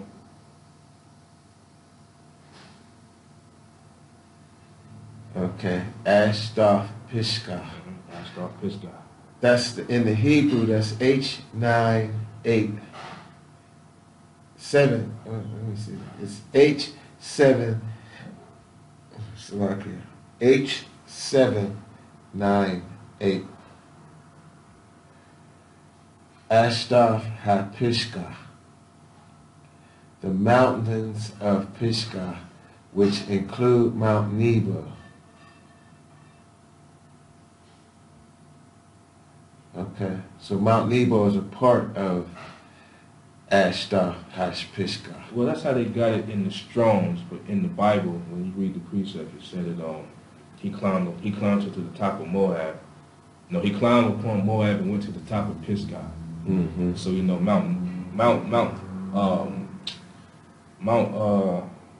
lost my train of thought. Mount Nebo is Mount Pisgah. It's like how Mount Sinai is Mount Horeb. And it says here, a place east of Jordan. Mm-hmm.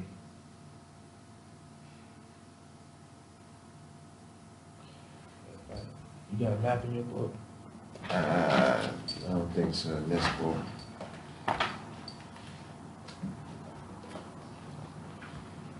See? Mm-hmm. That's where it's at. And then you got the Ahnah right here, like the plains of Moab. Mm-hmm. I will show them, but they can't see. I don't think they can be able to see it. They might be able to see it. I ain't able to see that. The light's too bright. Can't be able to see it. Unless you want to try. I mean, the light too bright. Let me see something. We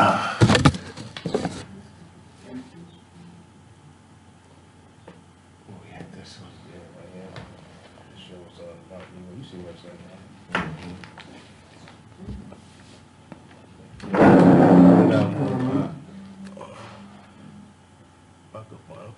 Mount Nebo or Mount Pisgah would be right here, which is in modern day Jordan.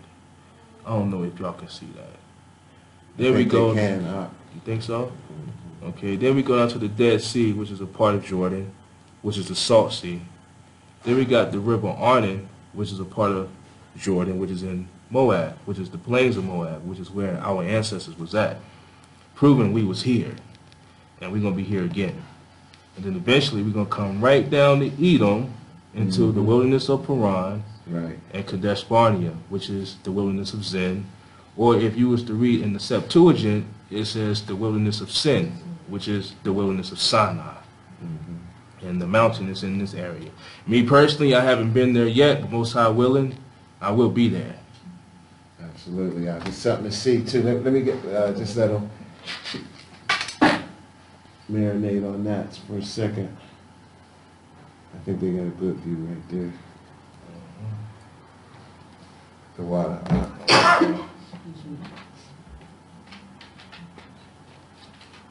So we still in Deuteronomy. Where we at? Still in chapter 3 or chapter 4 now? No, we can go. He was finished, but you want to go over and just go to chapter 4? Yeah. Let's skip over a chapter. Chapter 4, hit verses 41 through 49.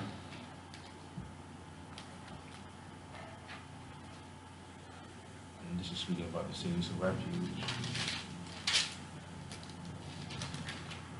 Talking about the refuge cities. Deuteronomy chapter 4, verses 41 through 49. Deuteronomy chapter 4, verse 41. Then Moses severed 3 cities on this side Jordan towards the sun rising, that the slayer might flee thither, which should kill his neighbor unawares, and hated him not in times past, and that fleeing unto one of these cities he might live, namely Bezer in the wilderness in the palm country, Salakia, namely Bezer in the wilderness in the plain country of the Reubenites, and Ramoth and Gilead of the Gadites, and Golan and Bashan of the Manassites. And this is the law which Moses set before the children of Israel. These are the statutes, these are the testimonies and the statutes and the judgments which Moses spoke unto the children of Israel after they came forth out of Egypt. Verse 46. On this side Jordan in the valley over against Beth Peor in the land of Sihon, king of the Amorites, who dwelt at Heshbon, whom Moses and the children of Israel smote after they were come forth out of Egypt, Rawchaa. Verse 47. And they possessed his land, and the land of Og, king of Bashan, 2 kings of the Amorites, which were on this side Jordan towards the sun rising, from Aroer, which is by the bank of the river Arnon, even unto Mount Zion, which is Hermon, and all the plain on this side Jordan eastward, even unto the sea of the plain, under the springs of Pisgah. Right. Proving that, Jordan is a place of safety, it's a place of refuge. Absolutely. Name of this section 4 is Jordan is a place of refuge. Giving you scriptures after scriptures. Let's see, let's stay in the, oh, that's it for Deuteronomy. We got a precept in Deuteronomy. Deuteronomy 34. Yeah, we just went there. We went there? Yeah. Okay, cool. So let's hit Joshua. Let's go to the book of Joshua, chapter 20.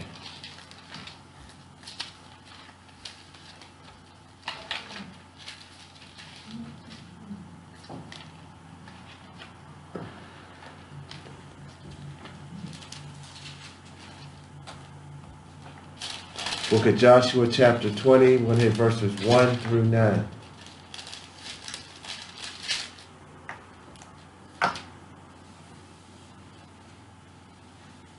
Joshua chapter 20, verse 1. And the Most High has spoken to Joshua, saying, Speak to the children of Israel, saying, Appoint out for you cities of refuge, whereof I have spoken unto you by the hand of Moses, that the slayer that killeth any person unawares and unwittingly may flee thither, and they should be your refuge from the avenger of blood. Verse 4. And when he that doeth flee unto one of those cities shall stand at the entering of the gate of the city, and shall declare his cause in the ears of the elders of that city, they shall take him into the city unto them, and give him a place that he may dwell among them. Verse 5. And if the avenger of blood pursue after him, then they should not deliver the slayer up into his hand, because he smote his neighbor unwittingly, and hated him not before time. Verse 6. And he shall dwell in that city until he stand before the congregation for judgment, and until the death of the high priest that should be in those days. Then shall the slayer return and come unto his own city, and unto his own house, unto the city from whence he fled. Verse 7. And they appointed Kadesh. That's not Kadesh, that's Kadesh. Kadesh is in Jordan. Kadesh is in Israel. And they appointed Kadesh in Galilee, and Mount Naphtali, and Shechem, and Mount Ephraim, and Kirjath Arba, which is Hebron, in the mountain of Jordan. On the other side Jordan, by Jericho, eastward, they assigned Bezer in the wilderness upon the plain out of the tribe of Reuben, and Ramoth and Gilead out of the tribe of Gad, and Golan and Basan out of the tribe of Manasseh, which is the plains of Moab. Verse 9. These were the cities appointed for all the children of Israel, and for the stranger that sojourneth among them, that whosoever killeth any person at unawares might flee thither, and not die by the hand of the avenger of blood until he stood before the congregation. Right, so it gave you a chance to hide out until your trial, so to speak. Because that's if you slay somebody and you didn't really intend to. It just kind of happened that way through a skirmish or some strife, and somebody ended up dying. They had so-called sanctuary cities, cities of refuge where you could flee and not have to worry about somebody coming to avenge that person's death and killing you until you had your trial. So let's go to Daniel. We're going to get a few scripts out of Daniel. Daniel chapter 11. That's the prophecy chapter about the end times.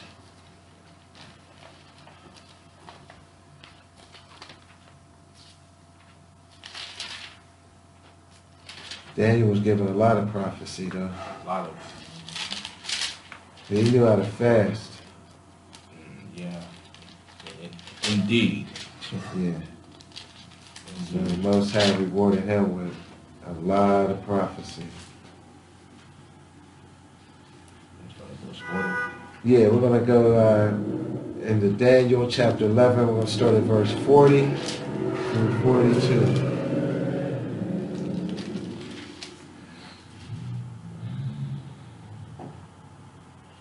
Book of Daniel, you have something to say out? I was just going to say, this is just to set it up for you out. Salakia. This is at the end of the Battle of Armageddon, the last and final war. World War III. And what is to come. Go ahead. Book of Daniel, chapter 11, verse 40.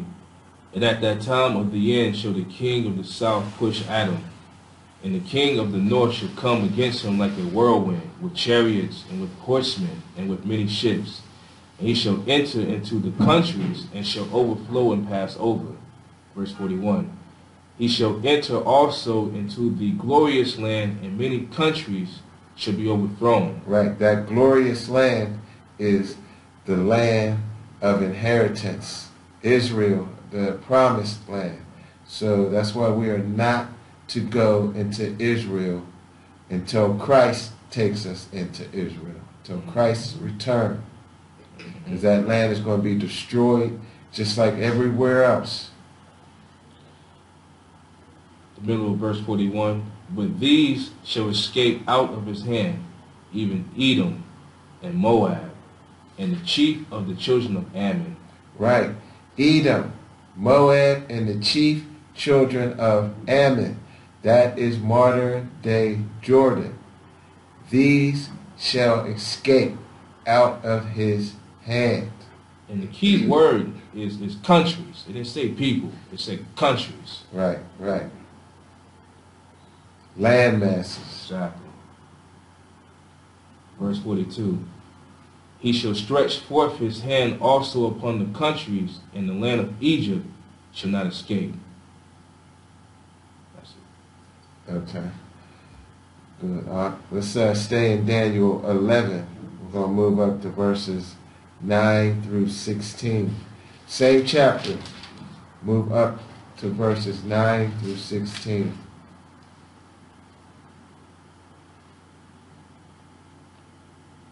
Daniel chapter 11, verse 9. So the king of the south shall come into his kingdom, and shall return into his own land. But his sons shall be stirred up, and shall assemble a multitude of great forces.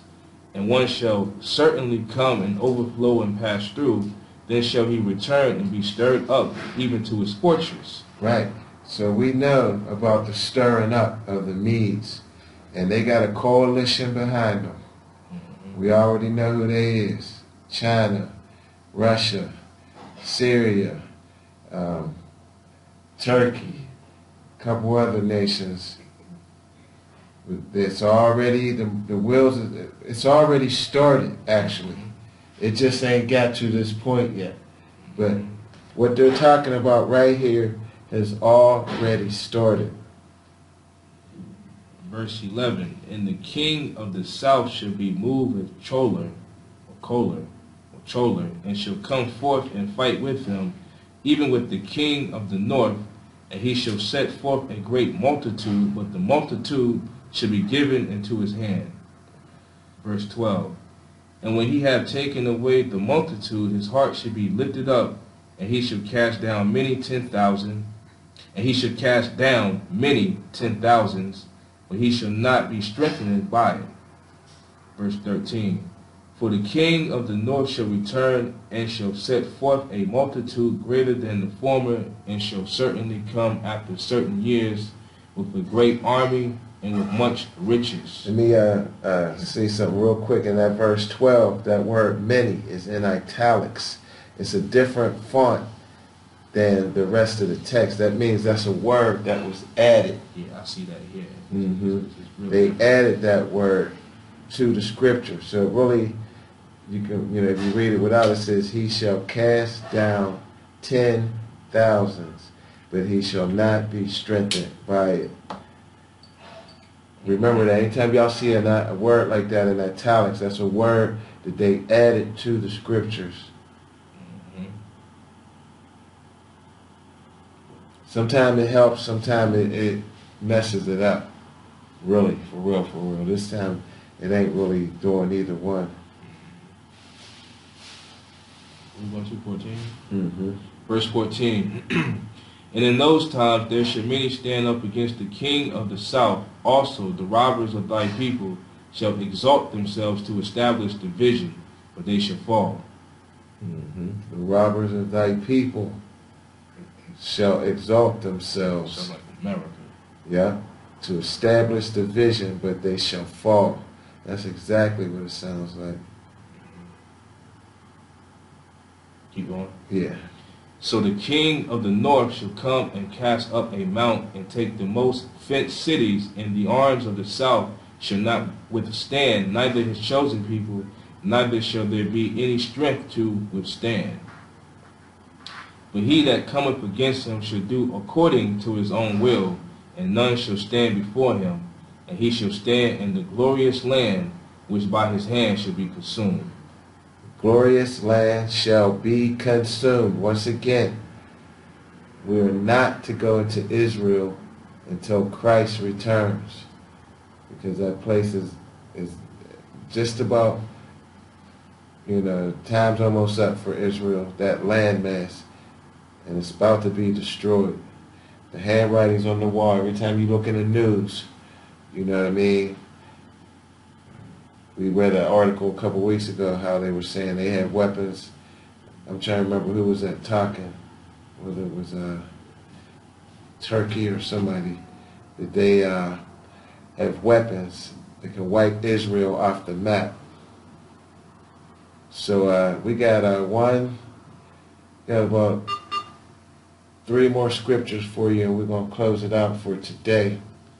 We're going to go, well, yeah. Well, we got 2 different books, I'll say, and 5 different scriptures. So we're going to go to the book of Deuteronomy, then we're going to hit 2nd Esdras, take it home in 2nd Esdras. Isaiah 11. And we got Isaiah 11 too? Okay, so we'll go to Deuteronomy first? No, Isaiah 11. Okay, let's go to Isaiah. It's a precept. For a precept. Isaiah 11 for the precept. To what we just read.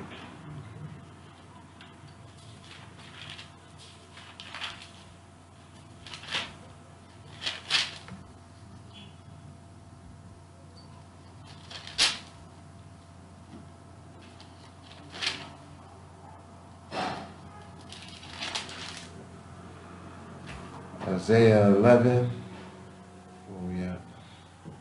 Verse 11 through 15. Okay, where he's going to gather his people from? Yeah, through 14. Through 14. Actually through 16, to be honest. And this is sort of a misunderstood script right here too. We're going to clear up. Which one? When they say, he's only going to gather people from this one place. And he clearly says that Judah is all over, scattered all over the earth. You know what I mean? The northern tribes, most of them are still in this area. But 12 tells you, Judah's all over the earth. Because it says Israel. When it says Israel, it's talking about the northern tribes.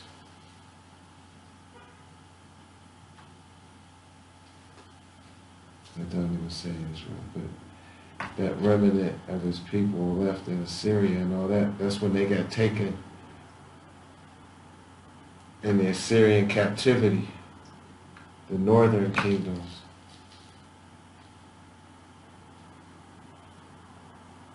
Go ahead, Isaiah chapter 11, verse 11. And it shall come to pass in that day that the Most High AHAYAH shall set his hand again the second time to recover the remnant of his people, which shall be left from Assyria and from Egypt and from Pathros and from Cush and from Elam and from Shinar and from Hamath and from the islands of the sea. Right, them is all the northern tribes. You know what I mean? Scattered through them areas. Go ahead. Verse 12. And he shall set up an ensign for the nations, and shall assemble the outcasts of Israel, and gather together the dispersed of Judah, from the four corners of the earth. Right. Judah's been scattered all the way across the earth. Four corners. He's going to gather it, the outcasts of Israel, and the dispersed of Judah. Because Judah is just another name sometimes for the southern kingdom. Because that was the last 2 to 3 tribes that was left after the 9 or 10 tribes went into captivity long before Judah got scattered across the four corners. Verse 13. The envy also of Ephraim shall depart, and the adversaries of Judah shall be cut off.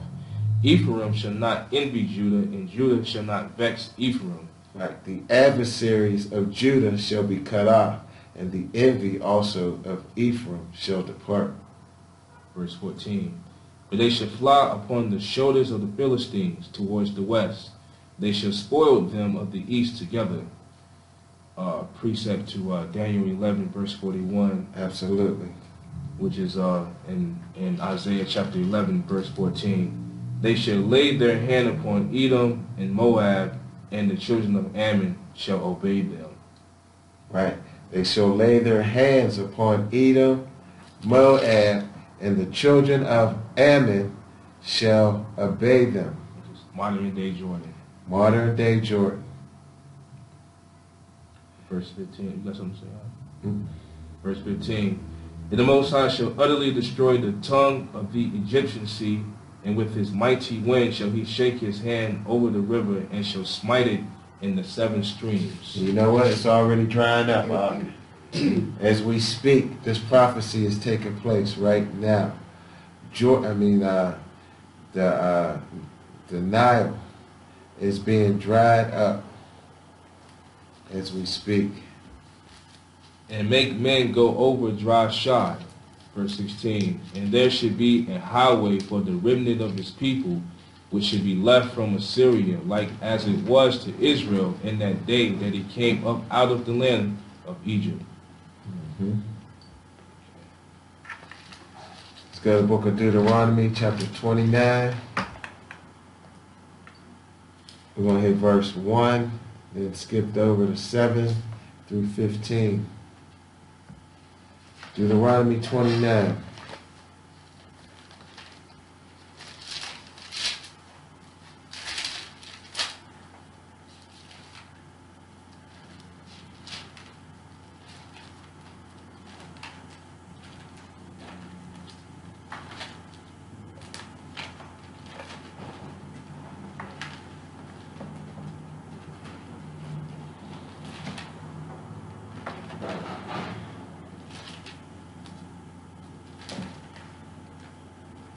From the book of Deuteronomy, chapter 29.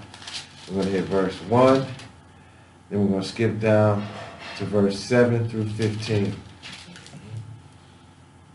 Deuteronomy chapter 29, verse 1. These are the words of the covenant which the Most High AHAYAH commanded Moses to make with the children of Israel in the land of Moab, beside the covenant which he made with them in Horeb. In the land of Moab, beside the covenant which he made with them in Horeb. Verse 7. And when ye came unto this place, Sihon, the king of Heshbon, and Og, the king of Bashan, came out against us unto battle, and we smote them. And we took their land, and gave it for an inheritance unto the Reubenites, and to the Gadites, and to the half-tribe of Manasseh. Keep therefore the words of this covenant, and do them, that ye may prosper in all that ye do. And we just said probably about 15 minutes ago that the law, statutes, and the commandments is your protection. Right. Verse 10. Ye stand this day, all of you, before the Most High your power, your captains of your tribes, your elders, and your officers, with all the men of Israel, your little ones, your wives, and thy stranger that is in thy camp, from the hewer of the wood unto the drawer of thy water, that thou shouldest enter into covenant with the Most High thy power, and into his oath, which the Most High thy power maketh with thee this day. Thy covenant That's these laws, statutes, and commandments. Moses sprinkled blood on the altars, the people, and we made a blood covenant with God and said that everything that he said we would do. And we broke that covenant, and that's why we in this position we in today. Verse 13, that he may establish thee today for a people unto himself, and that he may be unto thee a power, as he hath said unto thee, and as he hath sworn unto thy fathers, to Abraham, to Isaac, and to Jacob. Neither with you only do I make this covenant and this oath, but with him that standeth here with us this day before the Most High power, and also with him that is not here with us this day. And we wasn't born back in that period of time, so that covenant stands to this day. Right. It says, but with him that standeth here with us this day, like y'all here, that's giving this oath today, and also with him that is not here with us this day. So we're going to end it out in 2nd Esdras. We're going to start 2nd Esdras, chapter 9.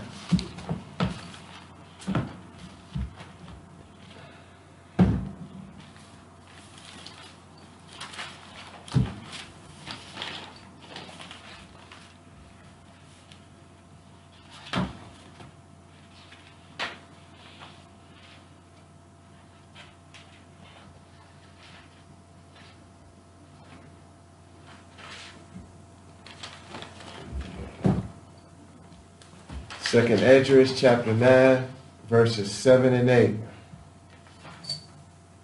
The book of 2nd Esdras, in your Apocryphas, chapter 9, verses 7 and 8.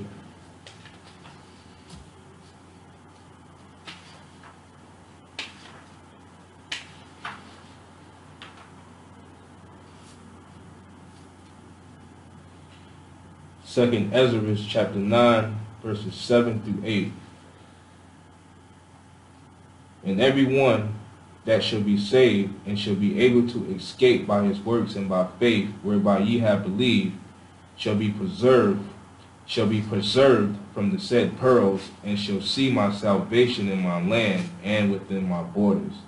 For I have sanctified them for me from the beginning. From the beginning, before he created anything, he already ordained all of this stuff that's going on right now. Now I'm going to read from my book, because my book reads a little differently than the Ahch. So if you are reading out of the Researcher's Library of Ancient Texts, Volume 1, this is how it reads.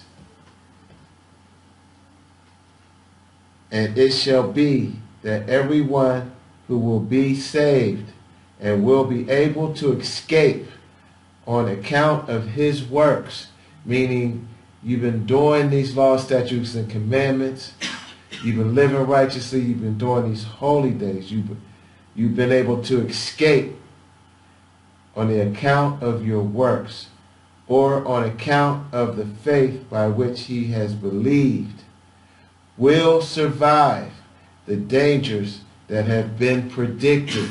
You will survive the dangers that have been predicted, and will see my salvation in my land within my borders, which I have sanctified for myself from the beginning.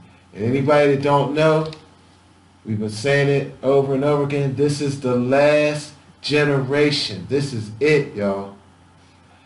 All things will not come to pass until, what's this, how's the script go? I'm paraphrasing.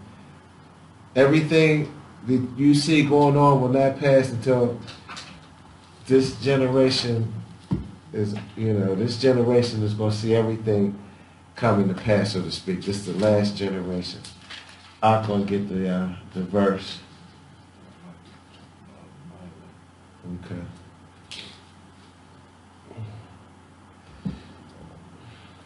This is the last generation. So anybody saying, oh man, this stuff ain't going to happen for another 100 and something years and all this other stuff.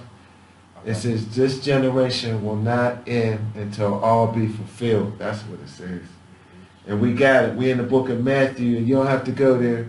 Just stay in Ezra, but he's going to read it. This script I was talking about.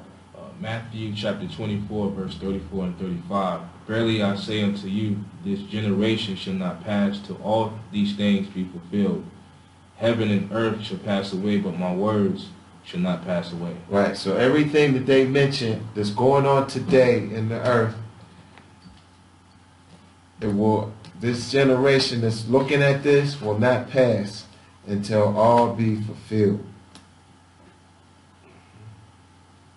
So let's go to stay in 2nd Esdras chapter 12 this time. Get a verse out of there. Verse 34 in chapter 12.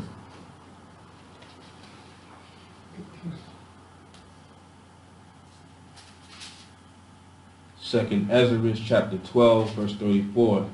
For the rest of my people shall he deliver with mercy, those that have been preserved upon my borders. And he shall make them joyful until the coming of the day of judgment, whereof I have spoken unto thee from the beginning. Right, and there's the way mine's read. Verse 34, chapter 12. But he will deliver in mercy the remnant of my people. Everybody ain't going to get this thing. It's going to be a small, small remnant that actually listens, do these commandments and statutes and laws, and get to the place they're supposed to get to. A very small remnant. But he will deliver in mercy the remnant of my people, those who have been saved throughout my borders, within his borders. And he will make them joyful until the end comes, the day of judgment, of which I spoke to you at the beginning. Let's get to the last scriptures in the next chapter, chapter 13. We're going to hit verses 48 and 49. Second Ezra chapter 13, verse 48. But those that be left behind of thy people are they that are found within my borders. Now when he destroyeth the multitude of the nations that are gathered together, he shall defend his people that remain. Right. And I like this chapter here because it really spells it out that, but I'm going to read what mine says for those two verses. Verse 48. But those who are left, the remnant who are left of your people, who are found within your borders, shall be saved. Therefore, when he destroys the multitude of the nations that are gathered together in World War III, the Battle of Armageddon, he will defend the people who remain. I advise everybody to read through especially chapter 13, because there's a lot of good scriptures I like in there.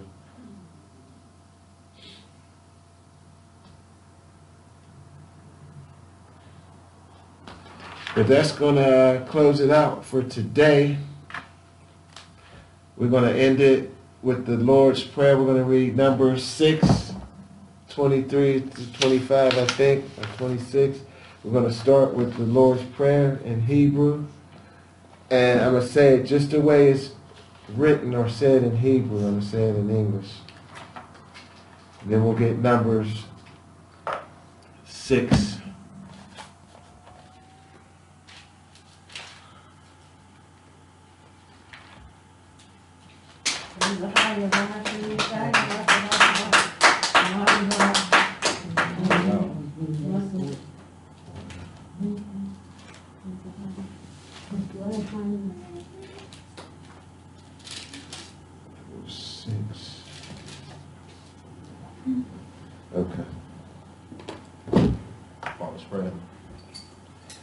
Okay, we're going to start with the Lord's Prayer. AHAYAH, Awanawa Shabbat Shemayim Kwadesh Haya Shimka, Ahayah Balak Wafka, Faba Arataza Wunka, Haya Ashaba Arataza Kawa, Haya Bashemayim, Nadon, Nawa, Lakunkau, Yawon, Mosalok Nawa, Kabawak Nawa, Kosalok Nawa, Kabawak Nawa, Wala Afaba Ya'anawa, Banasa Yawon, Abba, Hawashah Nawa, Mu'an, Raika Yalaka, Hamalakwa, Baha Allah, Wahata Pa'ara, La Awalomiyam, Shalom, Barakatha, the water, AHAYAH, Bahashem, Yashaya, Barakatha, Aman. Our Father, which is in heaven, holy be your name. I am, your kingdom come, your will be done, in earth as it be in heaven.